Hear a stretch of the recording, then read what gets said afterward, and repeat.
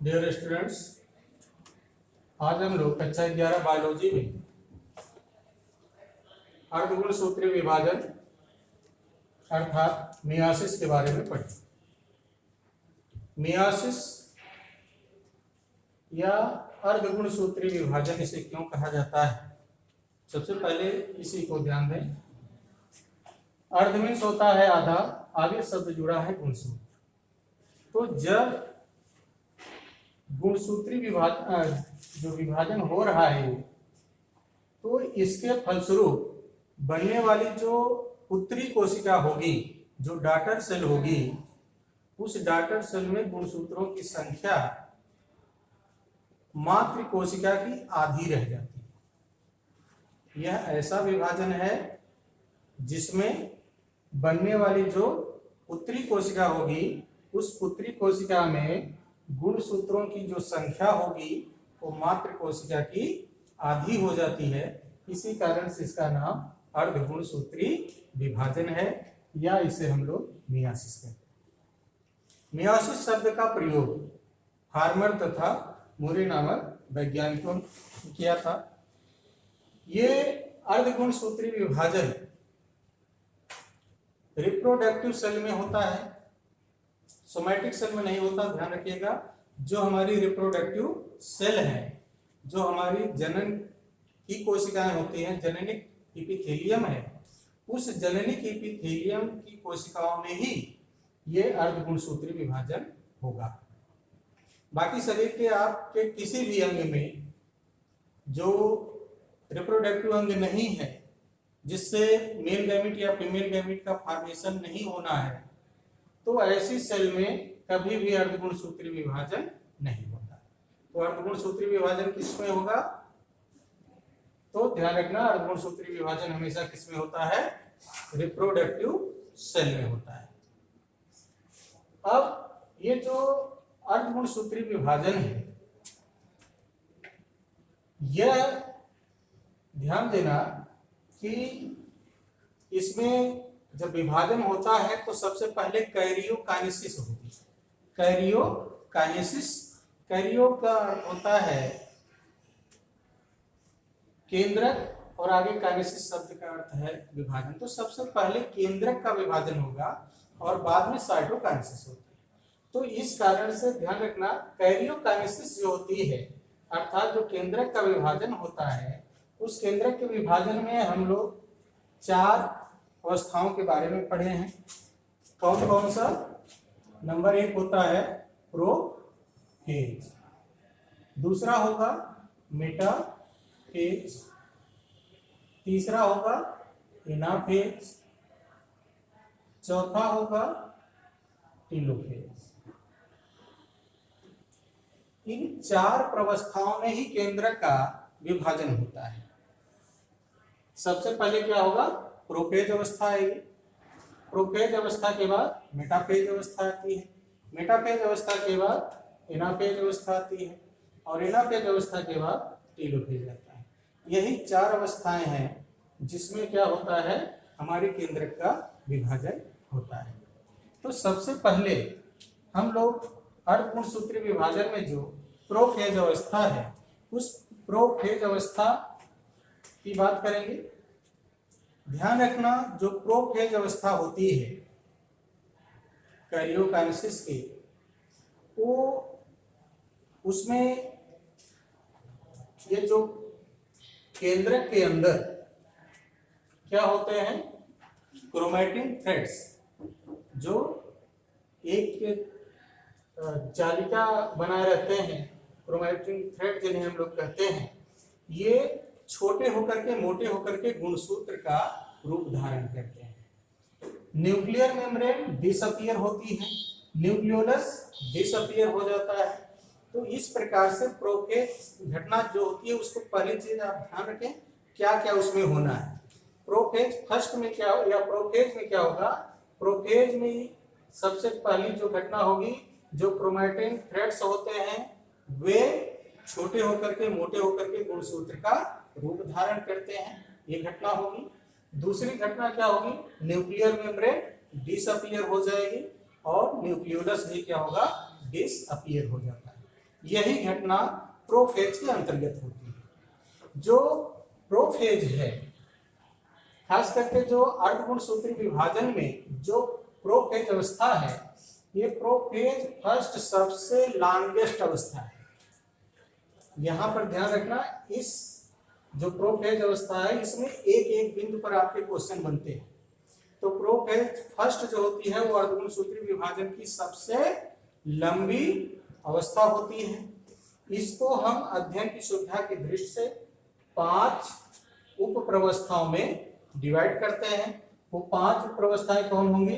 Prophase first में leptotene, zygotene, pachytene, diplotene and diakinesis, ये 5 उप प्रवस्थाएं होती हैं।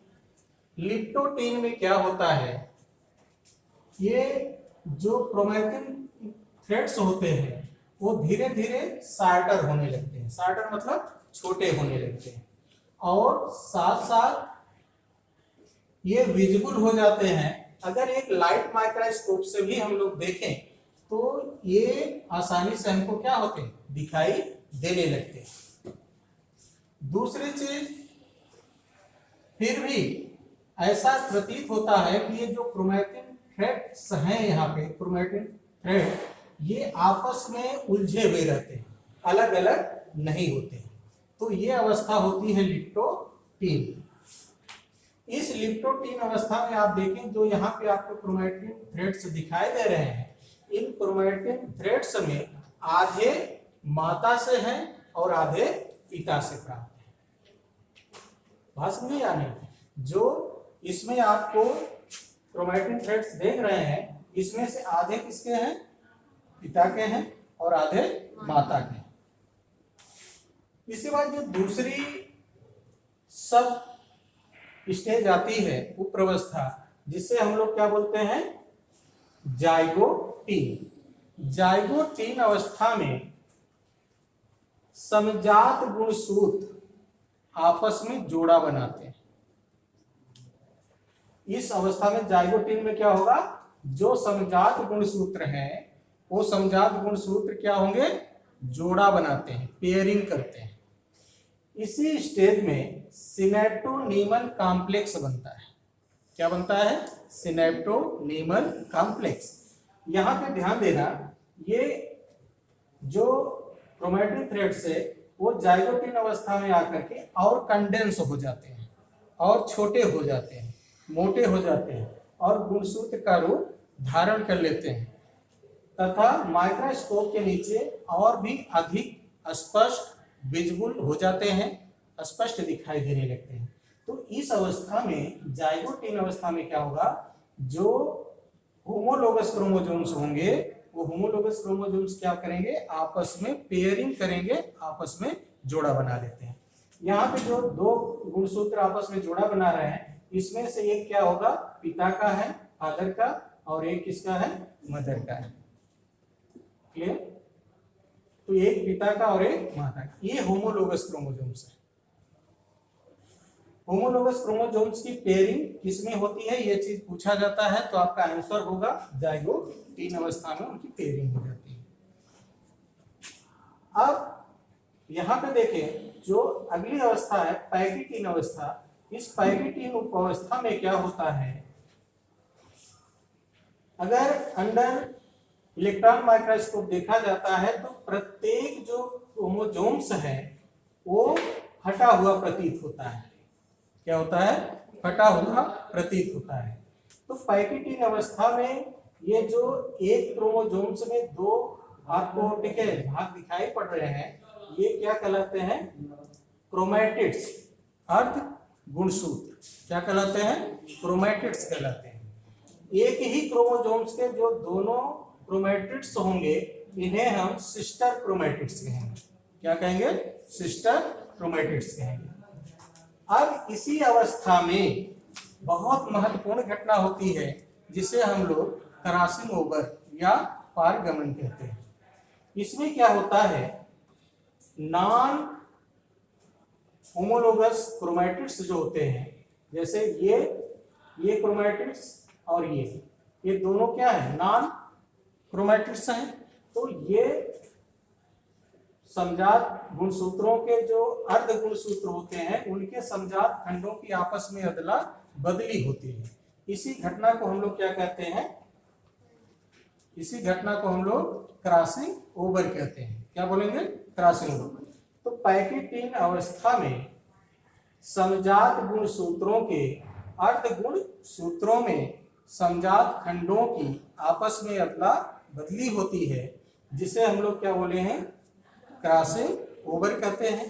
क्रॉसिंग ओवर के कारण से ही यहाँ पर डीएनए आपस में मिक्स हो जाता है और संतान में रिकम्बिनेंट कैरेक्टर उत्पन्न होता है।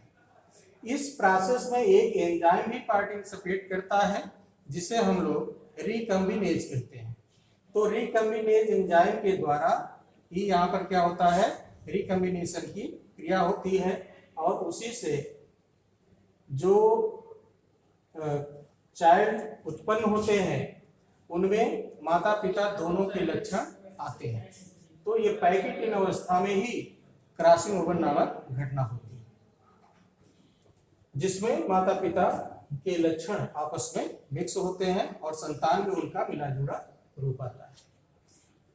यहाँ पर जहां पे दो नॉन क्रोमैटिड्स एक दूसरे को क्रॉस करते हैं, जिस बिंदु पर क्रॉस करते हैं उस बिंदु को हम लोग किएजमा कहते हैं। क्या कहेंगे? किएजमा। जैसे देखिए, एक क्रोमैटिड्स ये है और ये दूसरा है। ये दोनों क्रोमैटिड्स जहां पे क्रॉस करेंगे तो क्रॉस वाले बिंदु पर यहाँ पे जो ये बिंदु है इसी को हम लोग किएजमा कहते हैं और इसी किएजमा वाले पार्ट से ही ये क्रोमैटिड्स टूट जाते हैं और टूटने के बाद इस क्रोमैटिड्स का टूटा हुआ भाग इसके साथ आके जुड़ जाता है और इसका टूटा हुआ भाग इस पर आकर के जुड़ जाता है और इस प्रकार से माता पिता के जो जीन्स है वो एक दूसरे से मिक्स होते हैं और संतान में रिकम्बिनेंट कैरेक्टर आ जाता है। तो ये घटना बहुत ही महत्वपूर्ण है और इसी के कारण से जो आगे की जो पीढ़ियां होती हैं उसमें नए नए लक्षण आते हैं या नई जात की उत्पत्ति की संभावना भी यहीं से विकसित होती है। डाइकाइनेसिस पैकेटिन के बाद अगली अवस्था है डिप्लोटीन। डिप्लोटीन अवस्था में ये किएजमा वाले पॉइंट को छोड़ करके शेष भाग में ये जो होमोलोगस क्रोमोसोम्स हैं वो एक दूसरे से दूर हटना शुरू कर देते हैं। ये प्रोफेज फर्स्ट में सबसे लॉन्गेस्ट अवस्था है। कभी काल इस अवस्था में गुणसूत्र कई महीने या कई साल तक इसी अवस्था में पड़े रहते हैं। तो ये डिप्लोटीन की जो अवस्था है वो सबसे ज्यादा लंबी और लॉन्गेस्ट होगी। डाइकाइनेसिस ये प्रोफेज फर्स्ट की सबसे अंतिम सब स्टेज है, जिसमें टर्मिनलाइजेशन की क्रिया होती है। ये जो किएजमा है उस किएजमा वाले पॉइंट पर ये धीरे धीरे ऊपर की तरफ खिसकने लगती है और फिर इस अवस्था के लास्ट में आकर के ये दोनों होमोलोगस क्रोमोसोम्स एक दूसरे से पृथक हो जाएंगे और साथ में न्यूक्लियर मेम्ब्रेन डिसअपियर हो जाएगी, न्यूक्लियोलस डिसअपियर हो जाता है और ये जो क्रोमोसोम्स हैं वो जा करके इक्वेटर पर एकत्र होने लगते हैं और यहीं से शुरू हो जाता है मेटाफेज फर्स्ट। कौन सी? दूसरी अवस्था प्रोफेज फर्स्ट में क्या आपने देखा? प्रोफेज फर्स्ट में कौन सी घटना हुई है? न्यूक्लियर मेम्ब्रेन डिसअपियर हुई, न्यूक्लियोलस डिसअपियर हुआ और क्रोमैटिन थ्रेड्स पूरी तरीके से कंडेंस होकर के गुणसूत्र का रूप धारण कर लिए। इस अवस्था में ही क्रॉसिंग ओवर भी हो चुका है, जिससे माता पिता के जीन्स एक दूसरे से मिक्स हो गई हैं। अब ये अवस्था जब समाप्त होती है तो जो गुणसूत्र होता है वो आकर के इक्वेटर, मध्य प्लेट होती है, उसी इक्वेटर पर आकर एकत्र हो जाते हैं। अब माइक्रोट्यूब्यूल्स के द्वारा स्पिंडल फाइबर बनते हैं। ये क्या बने हैं? Spindle fibre. और जो स्पिंडल फाइबर होते हैं ये सेंट्रोमियर से जुड़ जाते हैं। अब मेटाफेज फर्स्ट में ये घटना कंप्लीट हो जाती है। और ध्यान रखना, मेटाफेज फर्स्ट गुणसूत्रों के अध्ययन के लिए सबसे उपयुक्त अवस्था होती है। इसी अवस्था में गुणसूत्र सबसे अच्छे ढंग से दिखाई देते हैं, उनका शेप कैसा है, ये सारी चीजें दिखाई देती हैं। तो जो मेटाफेज होता है उसी मेटाफेज अवस्था में ही गुणसूत्रों का अध्ययन किया जाता है। इसके बाद एनाफेज फर्स्ट स्टार्ट होती है, जिसमें ये स्पिंडल फाइबर में या तो कंट्रैक्शन होता है, संकुचन, या तो होमोलोगस क्रोमोसोम्स के बीच में रिपल्सन होता है, जिसके प्रभाव से आधे गुणसूत्र एक पोल की तरफ तथा आधे गुणसूत्र दूसरी पोल की तरफ जाना शुरू कर देते हैं। तो एनाफेज की जो घटना होती है एनाफेज फर्स्ट में, उसमें ये गुणसूत्र जो होते हैं आधे आधे गुणसूत्र अपोजिट पोल पर जाना शुरू कर देते हैं। इसके बाद टीलोफेज की जो घटना है, टीलोफेज अवस्था शुरू होगी और इस अवस्था की जो घटनाएं होती हैं वो प्रोफेज अवस्था के ठीक विपरीत होती है। इस चीज को ध्यान रखना, प्रोफेज अवस्था के ठीक विपरीत होंगी। इसमें क्या होगा, न्यूक्लियर मेम्ब्रेन पुनः प्रकट हो जाएगी, रीअपियर होने लगती है, न्यूक्लियोलस रीअपियर होने लगता है, आधे गुणसूत्र एक पोल पर जाकर एकत्र हो जाते हैं और आधे गुणसूत्र एक पोल पर एकत्र हो जाते हैं। और इसके बाद साइटोकाइनेसिस हो जाती है, अर्थात कोशिका द्रव्य का विभाजन हो जाता है, जिससे दो पुत्री कोशिकाओं का निर्माण हो जाता है। अब ये जो अर्धगुणसूत्री विभाजन है, इसमें आप देखें तो यहाँ पे गुणसूत्रों की संख्या, जो मदर सेल है इसमें गुणसूत्रों की संख्या हमने कितना लिया, 4। कितने हैं, 4 हैं। और जो इसके फलस्वरूप एक कोशिका, जो मातृ कोशिका है, उससे दो पुत्री कोशिकाएं बनी। इन दोनों पुत्री कोशिकाओं में देखें गुणसूत्रों की संख्या आधी हो गई, 4 वहां थी, यहाँ 2 आ गई। तो इसी कारण से इस विभाजन को हम लोग क्या नाम देते हैं, अर्धगुणसूत्री विभाजन। जो ये अर्धगुणसूत्री विभाजन है, इसमें विभाजन 2 बार होता है। पहला विभाजन रिडक्शन है, जिसमें गुणसूत्रों की संख्या आधी की जाती है। और दूसरा जो विभाजन होगा वह बिल्कुल आपको जो माइटोसिस पढ़ाया गया है, समसूत्री कोशिका विभाजन, उसकी तरह होगा। अब यहाँ पर ये कोशिका जब विभाजित होगी तो इससे 2 सेल बनेंगी, और ये कोशिका जब विभाजित होगी तो इससे भी 2 सेल बनती हैं। और दोनों जो सेल होंगी वो समसूत्री कोशिका विभाजन के द्वारा आगे विभाजित होती है। तो अगर 2 गुणसूत्र यहाँ है तो इस पुत्री कोशिका में भी 2 गुणसूत्र आएगा, इसमें भी 2 आएगा, इसमें भी 2 आएगा और इसमें भी 2 आएगा। तो इस प्रकार से जब अर्धगुणसूत्री विभाजन कंप्लीट होता है तो एक मात्र कोशिका से 4 डॉटर सेल बनती है, और चारों जो डॉटर सेल बनती हैं उसमें मात्र कोशिका की अपेक्षा गुणसूत्रों की संख्या आधी रहेगी। क्लियर? अब ध्यान दीजिए, इसका जो अर्धगुणसूत्री विभाजन है, इसके फलस्वरूप युग्मक बनते हैं। क्या बनते हैं? युग्मक। मेल गैमेट, जिसे आप स्पर्म कहते हो, स्पर्म का फॉर्मेशन इसी तरीके से होगा। एक जो स्पर्मेटोगोनिया होती है उसके विभाजन से 4 स्पर्म बनेंगे। कितने बनेंगे? 4। इसी प्रकार से एक oogonia होती है, उसके विभाजन से भी 4 बनते हैं, लेकिन 3 डीजनरेट हो जाते हैं तो केवल एक ओवम बनता है। क्लियर? तो इस प्रकार से आपका ये अर्धगुणसूत्री विभाजन कंप्लीट हुआ। इसे आप अध्ययन करें और बार बार इसका अध्ययन करें, जिससे ये टॉपिक आपको क्लियर हो जाए।